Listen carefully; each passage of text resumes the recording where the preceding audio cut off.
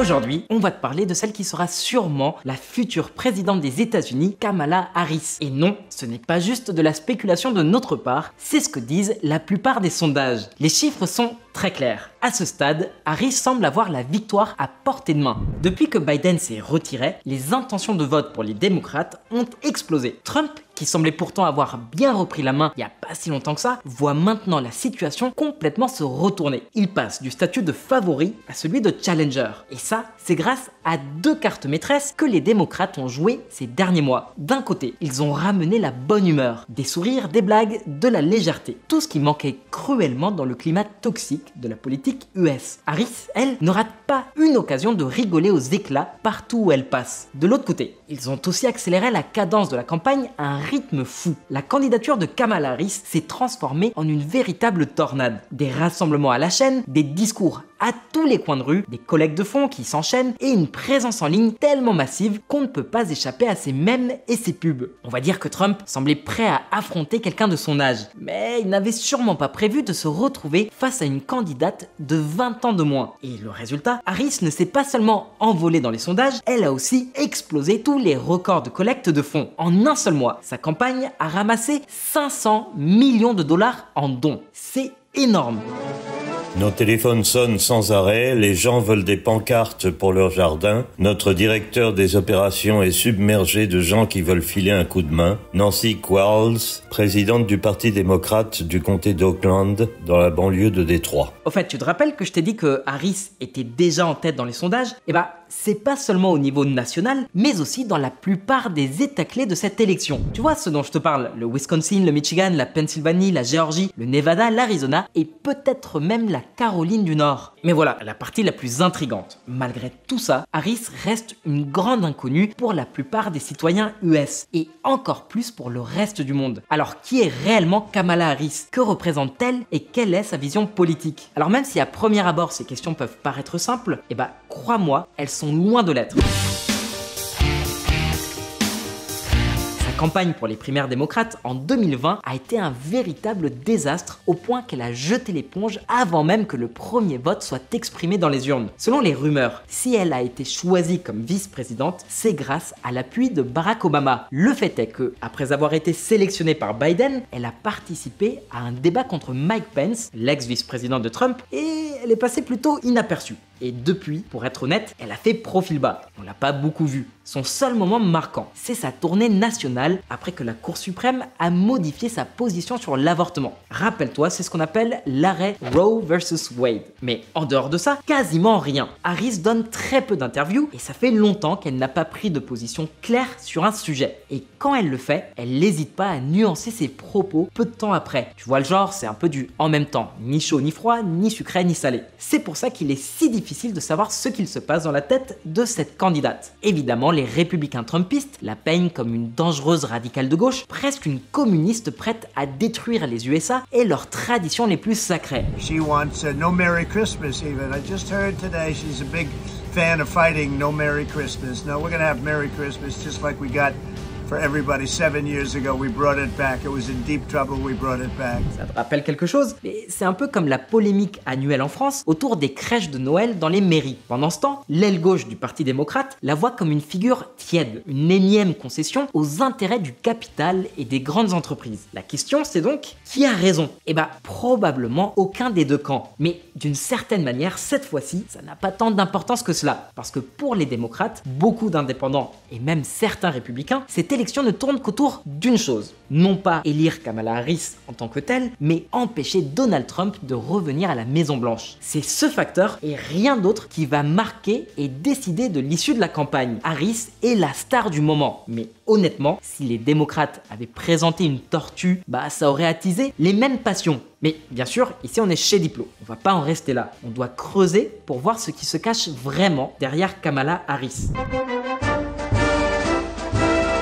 Mais avant d'aller plus loin, il est bon de rappeler quelque chose d'important sur les campagnes électorales aux États-Unis. Pendant les campagnes, le rôle de président semble avoir un pouvoir absolu. Mais en réalité, c'est loin d'être le cas. Aux États-Unis, c'est le Congrès qui décide. Point final. Alors, qu'est-ce que ça veut dire? Eh bien, en campagne, les candidats font des promesses bien alignées avec leur camp politique. Mais une fois au pouvoir, ils savent que le Congrès peut freiner, voire stopper net leurs ambitions et ils pourront toujours dire « on a essayé ». Donc, plutôt que de prendre les promesses au pied de la lettre, il faut souvent savoir lire entre les lignes pour comprendre leurs intentions réelles. Sinon, on passe à côté. Quoi qu'il en soit, même si le président n'a pas tous les pouvoirs, son influence reste énorme. Il influence le Congrès, les électeurs et bien sûr les médias. C'est pourquoi la vraie question qu'on doit se poser à ce stade, c'est que représentera exactement Harris si elle devient finalement la 47e personne à occuper le bureau ovale et la première femme présidente des États-Unis d'Amérique. C'est la grande question à laquelle on va tenter de répondre dans cette vidéo. Mais d'abord, je t'invite à t'abonner, à liker et à partager. Si tu as envie de taper la discute, tu peux écrire un commentaire ou nous envoyer un DM sur Insta. Je te laisse aussi un lien dans la description pour notre plateforme de financement participatif si tu as envie de contribuer à l'aventure Diplometrix. Allez,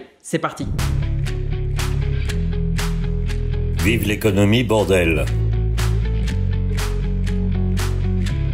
Garde bien en tête ces trois notions clés: inégalité, logement et coût de la vie. Ce sont les obsessions politiques de Kamala Harris et sans aucun doute quelques-uns des grands thèmes qu'elle compte porter dans les mois à venir lors de la prochaine bataille électorale. Jusqu'à présent, ce sont parmi les rares sujets sur lesquels Harris a clairement exprimé ses intentions. Ce qui n'est pas surprenant non plus, puisqu'elle en parle, même si souvent de manière un peu tiède, depuis des années. Alors reste bien attentif car on va mettre en lumière les trois grandes mesures économiques qui pourraient définir sa présidence. C'est parti.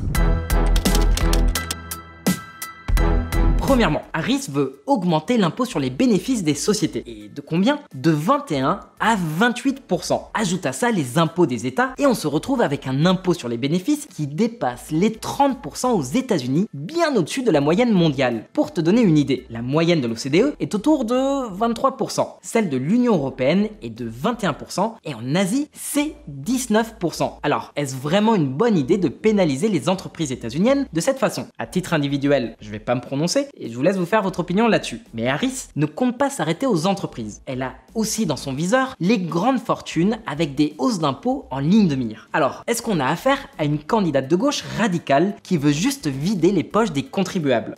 Certainement pas. The middle class will be a defining goal of my presidency because I strongly believe when the middle class is strong, America is strong. Harris a promis que personne gagnant moins de 400 000 $ par an ne verrait ses impôts augmenter. En réalité, elle prévoit même de réduire les impôts pour les familles à revenus moyens et faibles. En d'autres termes, son objectif n'est pas vraiment d'augmenter les recettes de l'État, mais plutôt de réduire les inégalités, que ce soit exactement le cas ou non. C'est une idée que Harris défend depuis un bon moment. Baisser les impôts pour la classe moyenne et les familles avec de faibles revenus, tout en les augmentant pour les plus riches. We will pass a middle class tax cut that will benefit more than 100 million Americans. Et on n'a pas fini.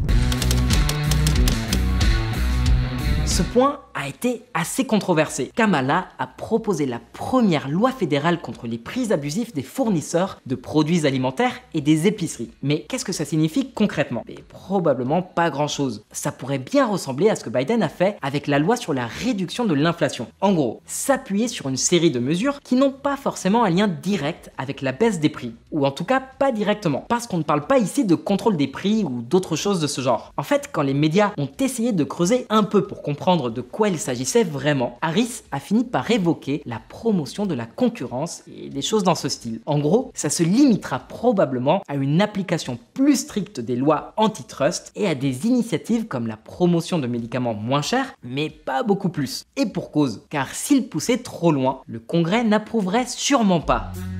Je sais que la plupart des entreprises créent des emplois, contribuent à notre économie et respectent les règles. Mais certaines ne le font pas et nous devons prendre des mesures lorsque c'est le cas. Kamala Harris. Dans le même esprit, Harris s'est farouchement opposée à l'augmentation des droits de douane sur les importations. Car sans surprise, comme elle l'a déjà souligné, et là-dessus elle a raison, ça ne ferait qu'alourdir encore plus la facture pour les consommateurs. Ce contre quoi elle veut justement lutter. Mais est-ce que les États-Unis ont vraiment un problème de concurrence et de hausse de prix inexpliquée? La vérité, c'est que les données disent le contraire. Prenons le secteur alimentaire par exemple, celui qui crée le plus de débats. La concurrence y est très forte et les marges des entreprises sont plutôt faibles, souvent en dessous de 2%. Et oui, les prix ont augmenté, mais les salaires aussi.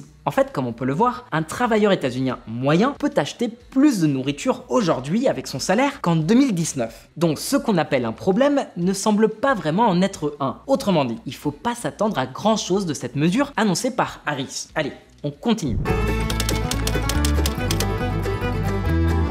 Voilà où Harris a lancé sa proposition la plus ambitieuse jusqu'à présent et probablement l'une des plus marquantes de toute sa campagne. On parle d'un macro-plan fédéral destiné à augmenter massivement l'offre de logements et aussi à freiner la flambée des prix de l'immobilier. Et en quoi est-ce que ça consiste exactement?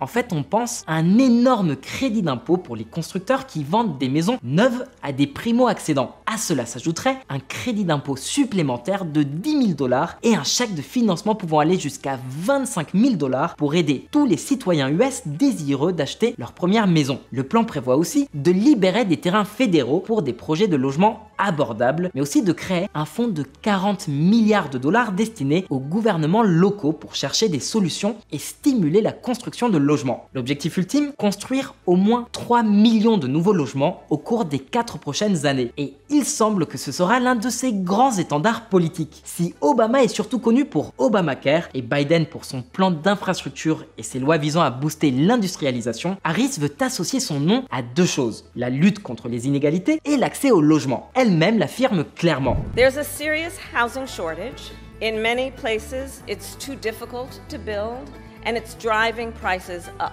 As president, I will work in partnership with industry to build the housing we need. We will take down barriers and cut red tape, including at the state and local levels. And by the end of my first term, we will end America's housing shortage by building 3 million new homes. Alors, que nous dit ce plan économique ? Essentiellement ce que l'on savait déjà. Harris est une candidate beaucoup plus à gauche que Joe Biden ne l'était. Mais attention, ça ne veut pas dire qu'elle est une dangereuse communiste ou quelque chose de similaire. Ça, c'est juste une absurdité typique de Donald Trump. Rappelle-toi aussi que Harris a été procureur général de San Francisco, puis de Californie. Et qu'est-ce que ça signifie ? Son parcours et son expérience l'amènent à chercher des accords pragmatiques, même si ça implique de ne pas être dans des positions maximalistes. Et tu sais quoi ? C'est exactement ce qu'elle fait déjà pendant la campagne. Elle modère son discours et essaie dans la mesure du possible de se positionner au centre de l'échiquier politique. Ce virage est sans doute aussi influencé par le choix de son candidat à la vice-présidence qui sera chargé de porter les positions les plus extrêmes, et aussi par sa propre expérience politique. En 2019, lorsqu'elle s'est présentée aux primaires, elle a fait une grosse erreur en disant qu'elle soutenait une législation pour mettre fin à l'assurance maladie privée. Une position qui lui a coûté très cher et qui lui a probablement fait perdre les primaires démocrates. Mais devine quoi ? Ça nous en dit long sur le profil politique qu'elle cherche à adopter aujourd'hui.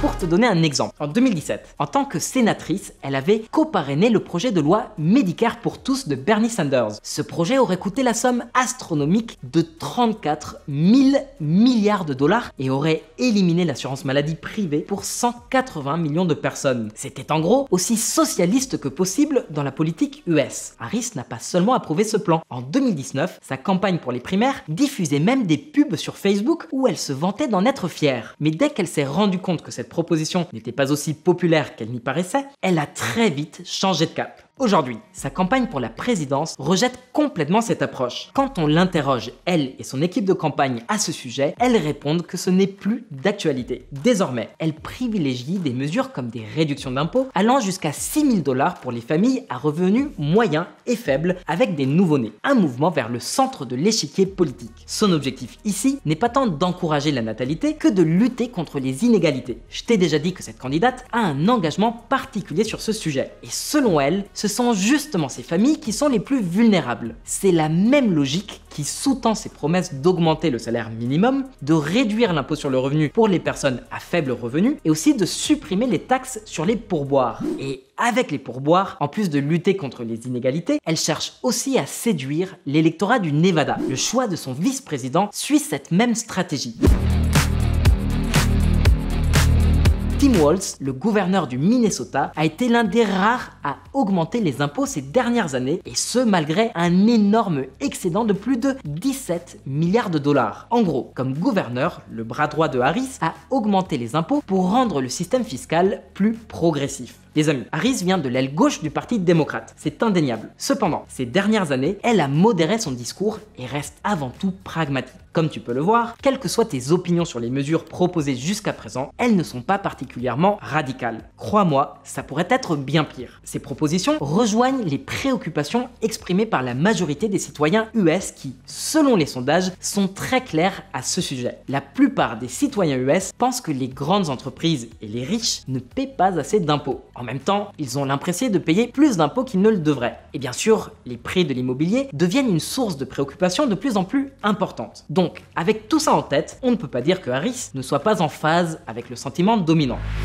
En tant que présidente, je me concentrerai sur la création d'opportunités pour la classe moyenne qui favorise sa stabilité économique, sa sécurité et sa dignité. Nous construirons ce que j'appelle une économie d'opportunités. Kamala Harris. Bon, tout ça, c'était le volet économique. Après, faut se pencher sur les autres aspects de son projet politique. Sa politique migratoire et écologique.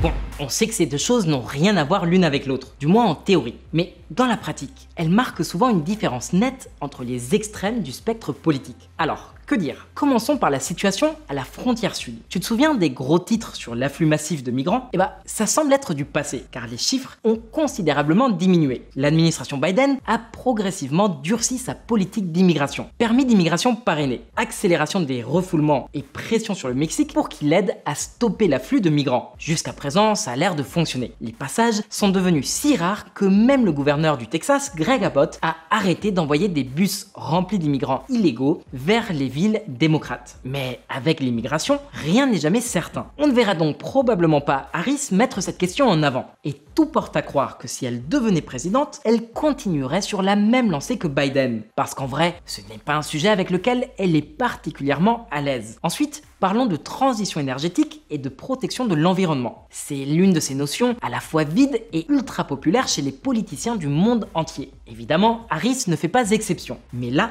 on a un problème. Oui, parce qu'en tant que sénatrice, Harris a soutenu des mesures comme l'interdiction de la vente de voitures neuves à essence à partir de 2035. Mais aujourd'hui, je pense pas que ce soit au centre de ses projets. Pourquoi? Parce que ces derniers mois, une bonne partie de l'industrie automobile états-unienne s'est pris un mur avec la voiture électrique. Même si le gouvernement essaie de les promouvoir, la majorité des États-Uniens ne sont pas encore convaincus. Ford a déjà annulé son projet de fabriquer un SUV entièrement électrique et Volkswagen a mis en pause la construction de 6 usines de batteries en Amérique du Nord et en Europe. La voiture électrique est devenue un gouffre financier pour les constructeurs. Ford, par exemple, perd en moyenne 44 000 $ par voiture électrique vendue. Et ça impacte toute l'entreprise. Et ils sont pas les seuls. La plupart des constructeurs traversent quelque chose de similaire. Et devine quoi? Rien qu'au Michigan, un demi-million de travailleurs dépendent de cette industrie. Le Wisconsin, de son côté, compte aussi de nombreux emplois dans des usines et entreprises qui dépendent de près ou de loin de la demande des constructeurs automobiles. On parle ici d'acier, de machines, de composants divers. Le résultat, la région de Milwaukee a un pourcentage d'emplois industriels encore plus élevé que Detroit et c'est l'un des plus élevés du pays. On t'en parlait dans cette vidéo. Tu veux voir ou pas où je veux en venir? Wisconsin, Michigan, ce sont deux des états cruciaux qui vont décider des prochaines élections. Deux états que Harris doit gagner si elle veut devenir présidente. Donc ne t'attends pas à des positions très agressives sur cette question. Il semble peu probable que Harris devienne une fervente défenseur des politiques vertes. Et c'est pareil pour le pétrole. L'obsession de Harris, c'est la lutte contre les inégalités. Ce qu'elle veut, c'est du pétrole le moins cher possible. On passe à la suite. Sa politique étrangère.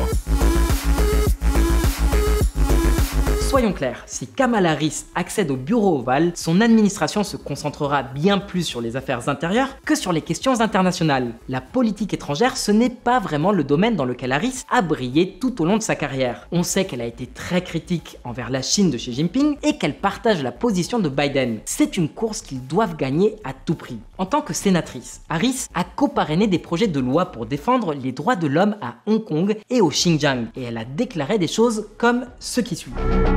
Ils volent nos produits, y compris notre propriété intellectuelle. Ils déversent des produits de qualité inférieure dans notre économie. Ils doivent être tenus responsables. Kamala Harris. Pour ce qui est de l'Ukraine et d'Israël, Harris est quasiment alignée sur l'administration Biden. Cependant, il y a une nuance importante. Harris sera probablement beaucoup moins encline à dépenser du capital politique sur ces questions, surtout en ce qui concerne l'Ukraine. En fait, comme on te l'avait déjà mentionné par le passé sur Diplo, c'est un sujet qui préoccupe beaucoup Kiev.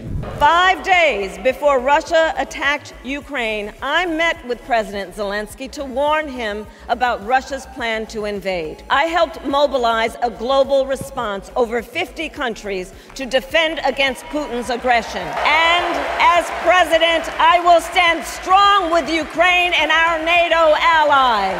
Et non, malgré ce que Trump peut dire, Harris ne déteste ni les Juifs ni Israël. Bien au contraire, elle a toujours été vue comme une fervente partisane d'Israël. Et c'est peut-être en partie parce que son propre mari est juif. And let me be clear, I will always stand up for Israel's right to defend itself, and I will always ensure Israel has the ability to defend itself, because the people of Israel must never again face the horror that a terrorist organization called Hamas caused on October 7. Et enfin, on pourrait s'attendre à ce que son administration développe des liens plus étroits avec l'Inde, un pays que l'équipe de Biden a activement cherché à courtiser ces dernières années et qui pourrait jouer un rôle crucial dans l'équilibre des forces en Asie-Pacifique. Harris, étant la fille d'une Indienne, entretient un lien personnel fort avec ce pays. Cela dit, il semble peu probable que la politique internationale soit une priorité majeure pour elle. En pratique, il est probable que l'équipe qu'elle mettra en place jouera un rôle bien plus déterminant que ses propres positions dans le domaine de la politique étrangère.